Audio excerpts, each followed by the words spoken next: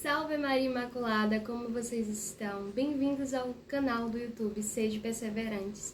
É uma grande honra ter você aqui comigo para juntos aprendermos mais e rezarmos mais e buscarmos ser perseverantes a cada dia que se passa. Mas antes de iniciarmos com o tema, o que é pecado mortal e o que é pecado venial, eu te convido a rezar comigo uma Ave Maria. Em nome do Pai, do Filho e do Espírito Santo. Amém. Ave Maria, cheia de graça, o Senhor é convosco, bendita sois vós entre as mulheres e bendito é o fruto do vosso ventre, Jesus. Santa Maria, Mãe de Deus, rogai por nós, pecadores, agora e na hora de nossa morte. Amém. Nossa Senhora das Graças, rogai por nós. Em nome do Pai, do Filho e do Espírito Santo. Amém. É uma grande honra ter cada um de vocês aqui comigo, rezando e aprendendo mais sobre o que é pecado mortal e pecado venial, tipos de pecados. Bom, o Catecismo da Igreja Católica, no parágrafo 1426, diz o seguinte: a conversão a Cristo, o novo nascimento pelo batismo, o dom do Espírito Santo, o corpo e o sangue de Cristo recebidos como alimentos nos tornam santos e íntegros diante dele. Como a própria Igreja, esposa de Cristo é, santa e sem defeito. Entretanto, a nova vida recebida na iniciação cristã nos suprimiu a fragilidade e a fraqueza da natureza humana, nem a inclinação ao pecado que a tradição chama de concupiscência, as quais continuam nos batizados para prová-los no combate à vida cristã, auxiliados pela graça de Cristo. É o combate da conversão para chegar à santidade e à vida eterna, para o qual somos incessantemente chamados pelo Senhor. Todos os dias, nosso Senhor Jesus Cristo, Ele nos chama à conversão. Todos os dias, nosso Senhor Jesus Cristo, Ele nos chama para abandonarmos o nosso pecado. E no livro de Romanos, eu estou olhando para cá também, porque aqui também tem outras informações, tá bom?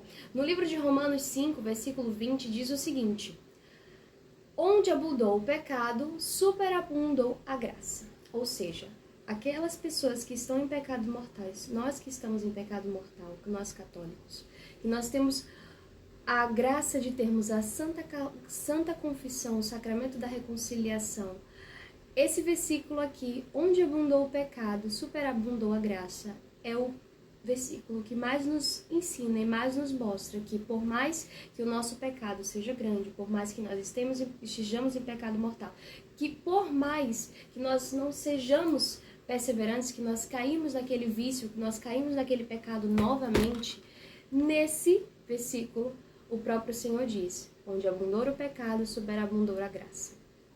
E no outro catecismo que tenho aqui em mãos, diz o seguinte: rezamos assim o nosso ato de contrição porque sabemos que somos humanos e onde alguém que pode fazer e pensar o mal, que pode tornar-se culpado diante de Deus, do próximo, das criaturas que lhes são confiadas, nós rezamos o ato de contrição, que é: confesso a Deus Todo-Poderoso e a vós, irmãos e irmãs, que pequei muitas vezes por pensamentos e palavras, atos e omissões, por minha culpa, minha tão grande culpa. E peço à Virgem Maria, aos anjos e santos e a vós, irmãos, que rogueis por mim a Deus, nosso Senhor.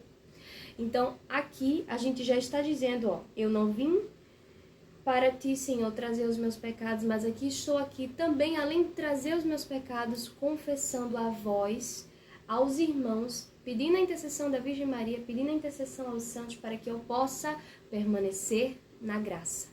Que graça é essa? A graça de estar em estado de graça. E nós também dizemos, Ele, o próprio Senhor, Ele nos responde quando nós dizemos isso: eu não vim chamar os justos, mas os pecadores. Isso me faz lembrar, gente, de Maria Madalena, que tinha muitos pecados, mas que quando ela conheceu Jesus, claro que ela pode ter caído uma ou duas vezes depois que ela conheceu Jesus, pode, mas nós não podemos dizer que sim. Nós podemos pensar que ela pode ter chegado a cair. Pedro negou Jesus estando com Jesus. Judas traiu Jesus estando com Jesus. Então nós, meros mortais pecadores, descendentes do pecado de Adão e Eva, nós, filhos de Adão e Eva, filhos desse pecado que veio ao mundo, entrou ao mundo por conta de uma decisão, de uma escolha de ambos, nós temos isso de pecar. Mas Deus nos dá a graça para lutar. Deus, Ele nos ajuda a lutar todos os dias, para que nós possamos ser perseverantes, para que nós possamos buscar todos os dias e estarmos em comunhão com Ele. E outra coisa que o próprio Senhor ele vem nos dizer é sobre a gravidade do pecado. Muitas das vezes a gente tem dúvida se a gente pode comungar ou não, porque existe certa situação ali que a gente não tem certeza se é um pecado venial, um pecado mortal. Então agora vamos entrar nessa questão. O pecado mortal é aquele que nos separa totalmente de Deus. É o que nos tira a graça de estarmos com Deus, é o que nos afasta de Deus por nossa escolha. Nossa consciência vai gritar avisando que é errado. O nosso coração ele vai ficar inquieto. Você vai sentir um embrulho, talvez, na garganta. Você sabe que aquilo ali não pode, mas você escolhe fazer. Você diz, Senhor, hoje eu quero pecar. Não é, Senhor, hoje eu não vou mais pecar. Você diz, Senhor, hoje eu vou pecar. E aí, para que a gente possa entender, ele destrói a caridade do nosso coração, ou seja, o amor de Deus que está em nós é destruído. A graça que nós tivemos quando nos confessamos, nós perdemos essa graça, porque nós escolhemos o pecado mortal.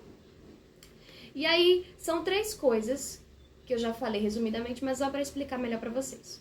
Matéria grave, que é algo muito sério, é quando você fere os mandamentos, tá bom? Pleno conhecimento e consentimento, tá bom? É que você sabe que é pecado grave, mas você escolhe fazer.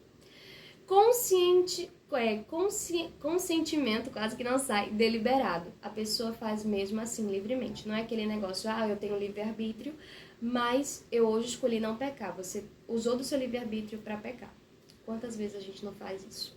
E eu aqui explicando, tenho que dizer, eu faço muitas vezes isso. Então, a gente tem que todos os dias buscar ser melhores, buscar todos os dias a melhora.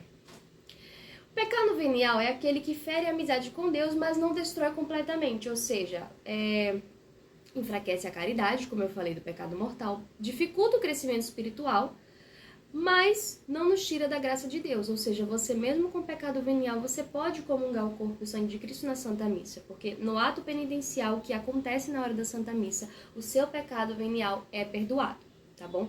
Mas o pecado mortal, independente de ter o ato penitencial na Santa Missa, você não está perdoado. Você tem que buscar um sacerdote, você tem que buscar a confissão, a reconciliação, para que você volte ao estado de graça para poder se confessar, tá bom?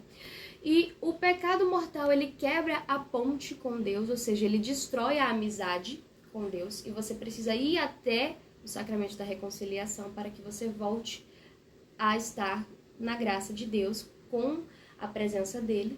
E o pecado venial, ele racha a ponte, é como se fosse uma briga, mas que logo depois há um perdão ali na Santa Missa. Porém, o pecado mortal, você tem que ir atrás do perdão. O pecado venial, quando você vai à Santa Missa, você recebe o perdão e você está digno de comungar, mas o pecado mortal te afasta da comunhão. Foi quando você escolheu pecar ao invés de estar com Jesus. E agora vamos falar um pouco sobre os vícios dos nossos pecados.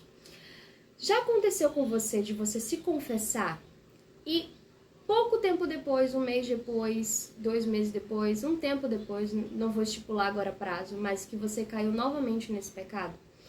Você pode ter um pecado de estimação. O nome que se dá é pecado de estimação.